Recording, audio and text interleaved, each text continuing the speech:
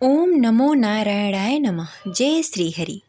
प्रिय श्रोताओं, आप सभी को फागुन पूर्णिमा की हार्दिक शुभकामनाएं। आज सुनेंगे फागुन पूर्णिमा व्रत कथा और होलिका दहन की कथा। तो प्रेम से बोलिए लक्ष्मी नारायण की जय। प्रिय श्रोताओं, हर साल फागुन मास के शुक्ल पक्ष की अंतिम तिथि को फागुन पूर्णिमा कहते हैं और फागुन पूर्णिमा बेहद ही खास होती है। इस दिन होलिका दहन का त्यौहार मनाया जाता है और उसके अगले दिन रंगों की होली मनाई जाती है। फागुन पूर्णिमा के दिन पवित्र नदियों में स्नान करके पूजा पाठ दान पुण्य किया जाता है। इसके साथ ही इस दिन व्रत भी रखा जाता है और सत्यनारायण व्रत कथा भी सुना जाता है। तो आइए फागुन पूर्णिमा के शुभ अवसर पर सुनते हैं फागुन पूर्णिमा व्रत कथा और होलिका दहन की कथा। कथा शुरू करने से पहले इस वीडियो को लाइक करके कमेंट बॉक्स में लक्ष्मी नारायण की जय अवश्य लिखें। द्वापर युग में एक बार माता यशोदा ने अपने पुत्र भगवान श्री कृष्ण से कहा, हे कृष्ण, तुम संसार के रचयिता और पालनहार हो। आज मुझे कोई ऐसा उपाय बताओ जिसे करने से स्त्रियों को सौभाग्य की प्राप्ति हो, साथ ही उसकी सभी मनोकामनाएं पूर्ण हो जाए। तब भगवान श्री कृष्ण ने कहा, हे माता, तुमने अति सुंदर प्रश्न किया है। मैं तुमसे ऐसे ही व्रत को सविस्तार कहता हूँ। ध्यान पूर्वक सुनो। सौभाग्य की प्राप्ति के लिए स्त्रियों को 32 पूर्णमासी का व्रत करना चाहिए। इस व्रत को करने से स्त्रियों को सौभाग्य और संपत्ति मिलती है। यह व्रत अचल सौभाग्य देने वाले एवं भगवान शिव और माता पार्वती के प्रति मनुष्य के अंदर भक्ति को बढ़ाने वाली है। यशोदा जी कहने लगी, हे कृष्ण, सर्वप्रथम इस व्रत को मृत्युलोक में किसने किया था? इसके विषय में विस्तार पूर्वक बताओ। भगवान श्री कृष्ण कहने लगे कि इस भूमंडल पर अनेक प्रकार के रत्नों से परिपूर्ण कातिका नामक एक नगरी में वहाँ चंद्रहांस नामक राजा राज्य करता था। उसी नगर में धनेश्वर नामक एक ब्राह्मण भी था और उसकी स्त्री अति सुशीला रूपवती थी। दोनों ही उस नगर में बड़े ही प्रेम पूर्वक रहते। घर में धन्य धान्य आदि की कोई कमी नहीं थी, परंतु बहुत बड़ा दुख था कि उसकी कोई संतान नहीं है। एक समय एक बड़ा ही योगी उस नगर में आया। वह योगी उस ब्राह्मण के घर को छोड़कर अन्य सभी घरों में भिक्षा लेकर भोजन किया करता था। वह रूपवती से कभी भिक्षा नहीं लेता था। एक दिन वह योगी रूपवती से भिक्षा न लेकर किसी अन्य घर में भिक्षा लेकर गंगा किनारे जाकर भिक्षुक को प्रेम पूर्वक ग्रहण करने लगा कि धनेश्वर ने योगी का यह सब कार्य देख लिया। अपनी भिक्षा के अनादर से दुखी होकर धनेश्वर ने योगी से बोला, हे महात्मा, आप सब घरों में भिक्षा लेते हैं, परंतु आप मेरे घर में कभी भिक्षा नहीं लेते। इसका क्या कारण है? योगी ने कहा, निसंतान के घर से भिक्षा लेकर पतितों के अन्न से तुल्य होती है और जो पतितों का अन्न खाता है वह भी पतित हो जाता है। क्योंकि तुम निसंतान हो, इसलिए पतित हो जाने के भय से मैं तुम्हारे घर से भिक्षा नहीं लेता। धनेश्वर योगी की यह बात सुनकर बहुत दुखी हुआ और हाथ जोड़कर योगी के पैरों में गिर गया और कहने लगा, हे महाराज, यदि ऐसा है तो आप पुत्र प्राप्ति का उपाय बताएं। आप सर्वज्ञानी हैं, मुझ पर कृपा करें। हे भगवान, मेरे घर में धन धान्य की कोई कमी नहीं, परंतु मैं पुत्र न होने के कारण अत्यंत दुखी रहता हूँ। आप मेरी इस दुख का हरण करें, आप समर्थवान हैं। यह सुनकर योगी कहने लगे, हे ब्राह्मण, तुम चंडी की आराधना करो। घर आकर उसने अपनी पत्नी से सब वृत्तांत कहा और स्वयं तप करने के लिए वन में चला गया। वन में जाकर उसने चंडी की उपासना की और उपवास किए। चंडी ने 16वें दिन उसको स्वप्न में दर्शन दिया और कहा, हे धनेश्वर, जा, तेरे घर में पुत्र होगा, परंतु वह 16 वर्ष की आयु में मृत्यु को प्राप्त हो जाएगा। यदि तुम दोनों पति पत्नी 32 पूर्णमासी का व्रत विधि विधान पूर्वक करोगे तो वह दीर्घायु हो जाएगा। जितनी तुम्हारी सामर्थ्य हो आटे के दिए बनाकर शिव जी भगवान का पूजन करना, परंतु पूर्णमासी का व्रत 32 होने चाहिए। प्रातःकाल होने पर इस स्थान के समीप तुम्हें एक आम का वृक्ष दिखाई देगा। उस पर चढ़कर एक फल तोड़कर शीघ्र ही अपने घर चले जाना और अपनी पत्नी से सब वेदांत कहना। ऋतु स्नान के पश्चात वह स्वच्छ होकर श्री शंकर भगवान का ध्यान करके उस फल को खा लेगी। भगवान शिव की कृपा से उसे गर्भ हो जाएगा। जब वो ब्राह्मण प्रातः काल उठा, उस स्थान पर एक वृक्ष उगा हुआ था जिस पर एक अत्यंत सुंदर आम का फल लगा हुआ था। उस ब्राह्मण ने उस आम के वृक्ष पर चढ़कर फल को तोड़ने का प्रयत्न किया, परंतु वृक्ष पर कई बार प्रयत्न करने पर भी वह चढ़ नहीं पाया। तब वह ब्राह्मण को बहुत चिंता हुई। तब विघ्न विनाशक श्री गणेश भगवान की वंदना करने लगा। हे दयानिधि, अपने भक्तों को विघ्नों का नाश करके उसके मंगल कार्य को करने वाले, दुखों का नाश करने वाले, रिद्धि सिद्धि प्रदान करने वाले, आप मुझ पर कृपा करके इतना बल दें कि मैं अपने मनोरथ को पूरा कर सकूं। इस प्रकार गणेश जी की प्रार्थना करने पर उसकी कृपा से धनेश्वर वृक्ष पर चढ़ गया और उसने सुंदर आम का फल तोड़ लिया। और धनेश्वर ने सोचा, जो वरदान से फल मिला था वो यही है और कोई फल दिखाई नहीं दे रहा। उस धनेश्वर ब्राह्मण ने जल्दी से घर जाकर अपनी पत्नी को वह फल दे दिया और उसकी पत्नी ने अपने पति के कहे अनुसार उस फल को खा लिया और गर्भवती हो गई। देवी जी की असीम कृपा से उसे एक अत्यंत सुंदर पुत्र प्राप्त हुआ, जिसका नाम उन्होंने देवीदास रखा। माता पिता के हर्ष और शोक के साथ वह बालक शुक्ल पक्ष की चंद्रमा की भांति अपने पिता के घर में बड़ा होने लगा। वह बालक अति सुंदर, विद्वान और बहुत ही पढ़ने में निपुण हो गया। दुर्गा जी के आज्ञानुसार उसको 32 पूर्णमासी का व्रत रखना आरंभ कर दिया, जिससे उसका पुत्र बड़ी आयु वाला हो जाए। 16वां साल लगते ही देवीदास के माता पिता को बड़ी ही चिंता हो गई कि उसके पुत्र की इस वर्ष मृत्यु न हो जाए। इसलिए उन्होंने अपने मन में विचार किया कि यदि यह दुर्घटना उसके सामने हो गई तो वो कैसे सहन कर पाएंगे। इसलिए उन्होंने देवीदास के मामा को बुलाया और कहा, हमारी एक बहुत बड़ी इच्छा है कि देवीदास 1 साल के लिए काशी में जाकर विद्या अध्ययन करे और उसको अकेला भी नहीं छोड़ना चाहिए, इसलिए साथ में तुम चले जाओ और 1 वर्ष के पश्चात उसको वापस लेकर आना। सब प्रबंध करने के पश्चात उसके माता पिता ने काशी जाने के लिए देवीदास को एक घोड़े पर बैठाकर उसके मामा के साथ भेज दिया, परंतु यह बात उसके मामा या किसी और को नहीं बताई। धनेश्वर तथा उसकी पत्नी ने अपने पुत्र के मंगल कामना तथा दीर्घायु के लिए भगवती दुर्गा की आराधना करना शुरू कर दिया। पूर्णमासी का व्रत करना आरंभ कर दिया। इस प्रकार बराबर 32 पूर्णमासी व्रत किया। उन्होंने पूरी श्रद्धा और भक्ति के साथ पूरा व्रत कर लिया। कुछ समय पश्चात एक दिन वह मामा और भांजा रात बिताने के लिए किसी गांव में ठहरे हुए थे। उस दिन उस नगर में ब्राह्मण के अत्यंत सुंदर, सुशील और रूपवती कन्या का विवाह होने वाला था। जिस धर्मशाला के अंदर वर और उसके बाराती ठहरे हुए थे, उसी धर्मशाला के अंदर देवीदास और उसके मामा भी ठहरे हुए थे। उधर कन्या को तेल आदि चढ़ने के बाद जब लग्न का समय आया तो वर की तबीयत खराब हो गई। वर के पिता ने अपने परिवार वालों से विचार विमर्श करके कहा कि देवीदास मेरे पुत्र जैसा ही है, मैं उसके साथ लग्न करा दूं और बाद में बाकी सारे काम मेरे बेटे के साथ पूरे हो जाएंगे।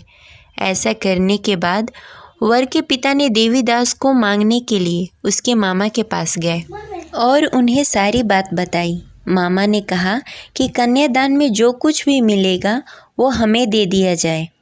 वर के पिता ने बात स्वीकार कर ली। इसके बाद देवीदास का विवाह कन्या के साथ संपन्न हो गया। इसके बाद वह अपने पत्नी के साथ भोजन न कर सका और मन में विचार करने लगा, न जाने यह किसकी पत्नी होगी। यह सोचकर उसकी आंखों से आंसू आ गए। तब वधू ने पूछा कि क्या बात है, आप उदास क्यों हैं? तब उसने सारी बातें पत्नी को बता दी। तब कन्या कहने लगी कि यह ब्रह्म विधान के विपरीत है। आप मेरे पति हैं, मैं आपकी पत्नी रहूँगी, किसी अन्य की कभी नहीं हो सकती। तब देवीदास ने कहा, ऐसा मत करिए, क्योंकि मेरी आयु कम है, मेरे बाद आपका क्या होगा। लेकिन उसकी पत्नी नहीं मानी और बोली, स्वामी आप भोजन करिए। दोनों रात में सोने के लिए चले गए। सुबह देवीदास ने पत्नी को 4 नगों से जड़ी एक अंगूठी दी और एक रुमाल दिया और बोला, हे प्रिय, इसे ले लो, संकेत समझकर स्थिर चित्त हो जाओ। मेरे मरण जीवन के जानने के लिए एक पुष्प वाटिका बना लो, उसमें सुगंधित पुष्पों को उगा लो, उसमें प्रतिदिन जल देना और खेलते कूदते रहना। जिस समय और जिस दिन मेरा प्राण प्राणांत होगा, उस दिन यह पुष्प सूख जाएंगे। जब यह फिर से हरे हो जाएं, तो जान लेना मैं जीवित हूँ। यह समझाकर वह वहाँ से चला गया। इसके बाद जब वर और बाराती मंडप में आए, तो कन्या ने उसे देखकर कहा कि ये मेरा पति नहीं है, मेरे पति वह हैं जिनके साथ मेरा रात में विवाह हुआ था। इसके साथ मेरा विवाह नहीं हुआ। अगर यह वही है तो यह बताए कि मैंने इसको क्या दिया। साथ ही कन्यादान के समय आभूषण मिले उसे दिखाए। कन्या की ये बातें सुनकर वह कहने लगा कि मैं यह सब नहीं जानता। इसके बाद सारी बारात भी अपमानित होकर लौट गई। भगवान श्री कृष्ण बोले, हे माता, इस प्रकार देवीदास काशी चला गया। कुछ समय जब बीत गए तो एक सर्प उसको डसने के लिए वहां आया, लेकिन वह उसको काट नहीं पाया, क्योंकि उसकी माता ने पहले ही 32 पूर्णमासी का व्रत कर लिए थे। इसके बाद खुद काल वहां पहुंचा। भगवान की कृपा से तभी वहां माता पार्वती और भगवान गणेश आ गए। देवीदास की मूर्छित दशा को देखकर माता पार्वती ने भगवान शिव से प्रार्थना की कि हे महाराज, इस बालक की माता ने पहले ही 32 पूर्णमासी का व्रत कर लिया है, आप इसको प्राण दान दें। भगवान शिव ने माता पार्वती के कहे अनुसार उसको प्राण दान दे दिया। उधर उसकी पत्नी उसके काल की प्रतीक्षा कर रही थी। उसकी पत्नी ने जाकर देखा कि पुष्प और पत्र दोनों ही नहीं हैं, तो उसको बहुत ही आश्चर्य हुआ। और जब उसने देखा कि पुष्प वाटिका फिर से हरी भरी हो गई, तो वह समझ गई कि उसका पति जिंदा हो गया है। इसके बाद वह बहुत ही प्रसन्न होकर अपने पिता से कहने लगी कि मेरे पति जीवित हैं, उनको ढूंढिए। जब 16वां वर्ष व्यतीत हो गया, तब देवीदास अपने मामा के साथ काशी से चल दिया। इधर उसके पत्नी के परिवार वाले उसे ढूंढने के लिए जा रहे थे कि उन्होंने देखा कि देवीदास और उसका मामा उधर ही आ रहे थे। उसको देखकर उसके ससुराल वाले बहुत ही प्रसन्न हुए और उसे घर लेकर आए। वहाँ सारा नगर इकट्ठा हो गया और कन्या ने भी उसे पहचान लिया।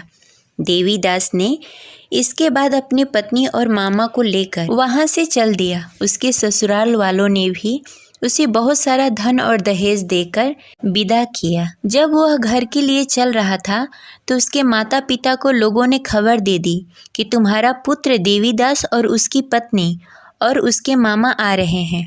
ऐसा समाचार सुनकर पहले तो उन्हें विश्वास नहीं हुआ, लेकिन जब देवीदास आकर अपने माता पिता का पैर छुआ, तो देवीदास के माता पिता ने उसका माथा चूम लिया और दोनों को अपने सीने से लगा लिया। दोनों की आने की खुशी में धनेश्वर ने बहुत सारा धन ब्राह्मणों को दान में दिया और हंसी खुशी रहने लगे। भगवान श्री कृष्ण कहने लगे कि इस तरह धनेश्वर ने 32 पूर्णिमा का व्रत रखकर पुत्र प्राप्त किए। जो भी स्त्री इस व्रत को करती है, वह जन्म जन्मांतर तक वैध का दुख नहीं भोगती और सदैव सौभाग्यवती रहती है। यह मेरा वचन है।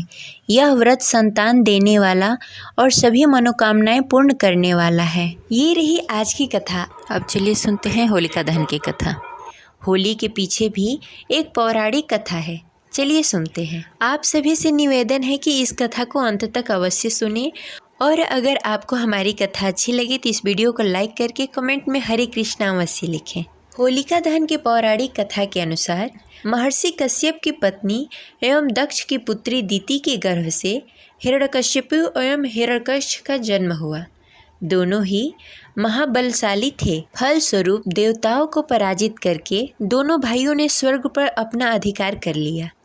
उसके अत्याचार से देवलोक में हाहाकार मच गया। अतः भगवान विष्णु ने वराह अवतार लेकर हिरण्यकश्यप का वध कर दिया। अपने भाई की मृत्यु से क्रुद्ध होकर हिरण्यकश्यप भगवान विष्णु को अपना शत्रु मान बैठा और उनसे प्रतिशोध लेने के लिए भगवान ब्रह्मा का तपस्या करने लगा। उधर हिरण्यकश्यप की अनुपस्थिति में देवताओं ने दैत्यों पर आक्रमण कर दिया और स्वर्ग पर पुनः अपना अधिकार प्राप्त कर लिया। हिरण्यकश्यप की पत्नी कयाधु उस समय गर्भवती थी, जिसे देवराज इंद्र ने अपनी बंदी बना लिया। वो कयाधु को लेकर अमरावती जा रहे थे। तभी मार्ग में उन्हें देव ऋषि नारद मिले। नारद जी इंद्र के साथ कयाधु को देखकर बोले, देवराज, आप इन्हें लेकर कहाँ जा रहे हैं? यह सुनकर इंद्र ने कहा, हे देव ऋषि, कयाधु गर्भवती है। इसके गर्भ में हिरण्यकश्यप जैसा दुष्ट आत्मा का अंश है, जिसका वध करके मैं इन्हें छोड़ दूंगा। इस पर देव ऋषि नारद बोले, इनके गर्भ में तो श्री नारायण का परम भक्त है, अतः इसे छोड़ दो। नारद मुनि की ये बातें सुनकर देवराज ने कयाधु को छोड़ दिया। देव ऋषि नारद जी हिरण्यकश्यप की पत्नी को अपने आश्रम में ले आए और बोले, बेटी, जब तक हिरण्यकश्यप की तपस्या पूरी नहीं होती, तुम निश्चिंत होकर यहीं रहो। तब से कयाधु देव ऋषि नारद जी के आश्रम में रहने लगी और उनके दिव्य प्रवचनों का रसपान भी करते रही, जिसका असर गर्भ में पल रहे शिशु पर भी गहरा प्रभाव हुआ। जब समय आया तब कयाधु ने एक सुंदर पुत्र को जन्म दिया, जिसका नाम प्रहलाद रखा गया। इधर हिरण्यकश्यप की तपस्या जब पूरी हो गई, तब ब्रह्मा जी ने प्रसन्न होकर उसे मनवांछित वरदान दिया, जिसके पश्चात वो अपने राज्य लौट आया। कयाधु भी प्रहलाद को लेकर अपने पति के पास चली आई। जब प्रहलाद थोड़े बड़े हुए तो एक श्रेष्ठ गुरु के मार्गदर्शन में उनकी शिक्षा का प्रबंध किया गया। एक दिन जब हिरण्यकश्यप अपने समस्त मंत्रियों के साथ बैठे हुए थे, तभी प्रहलाद अपने गुरु के साथ वहां आए और अपने पिता को कृतज्ञता पूर्वक प्रणाम किया। यह देखकर हिरण्यकश्यप अति प्रसन्न हुआ और बोला, वत्स प्रहलाद, तुमने अब तक शिक्षा के दौरान कौन सी सबसे अच्छी बात सीखी, मुझे बताओ।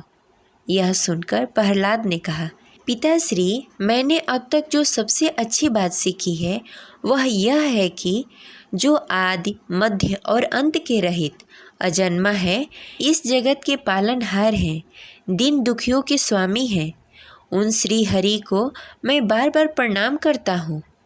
ये बात सुनकर हिरण्यकश्यप क्रोध से लाल हो उठा। उसने प्रहलाद के गुरु पर चीखते हुए कहा, अरे मूर्ख ब्राह्मण, तूने मेरे इस बालक को मेरे परम शत्रु का गुणगान करके शिक्षा क्यों दी है? प्रहलाद के गुरु ने कहा, दैत्यराज, आप क्रोध त्याग दें, ये बातें मैंने आपके पुत्र को नहीं सिखाई। ये सुनकर हिरण्यकश्यप आश्चर्यचकित हो गया और बोला, पुत्र बताओ, तुम्हें यह उपदेश, ये शिक्षा किसने दी है? प्रहलाद बोले, हृदय में स्थित भगवान विष्णु ही तो समस्त संसार को उपदेश देते हैं, उनके अतिरिक्त कोई किसी को कुछ नहीं सिखा सकता। यह सुनकर हिरण्यकश्यप क्रोध में पागल हो उठा और बोला, अरे मूर्ख, मेरे सामने ये विष्णु कौन है? तो क्यों बार बार उस दुष्ट का नाम ले रहा है?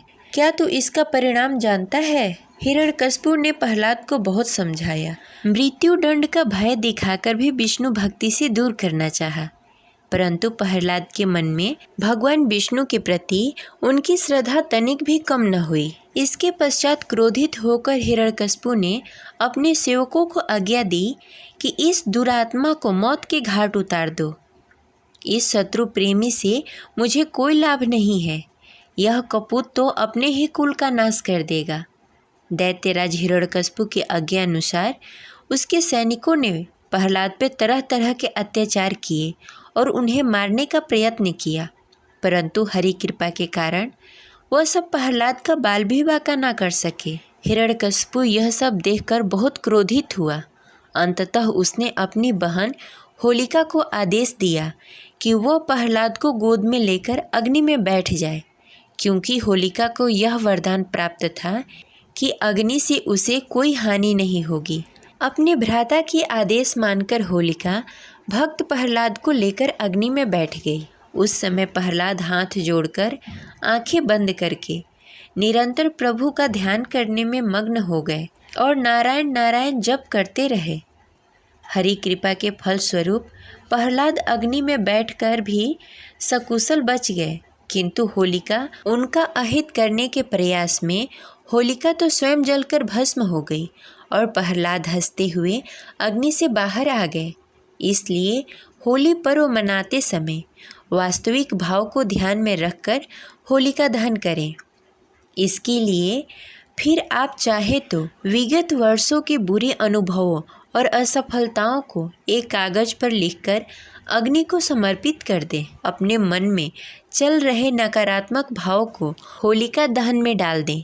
तभी आप भी सकारात्मकता सोच से आगे बढ़ते हुए प्रहलाद की तरह ईश्वर कृपा के पात्र बन जाएंगे। ये रही आज की कथा। आशा करते हैं आपको अच्छी लगी होगी। तो इस वीडियो को लाइक करके कमेंट बॉक्स में हरे कृष्णा अवश्य लिखें। फिर से आप सभी को होली की हार्दिक शुभकामनाएं। मिलते हैं अगले वीडियो में, तब तक के लिए हरे कृष्णा।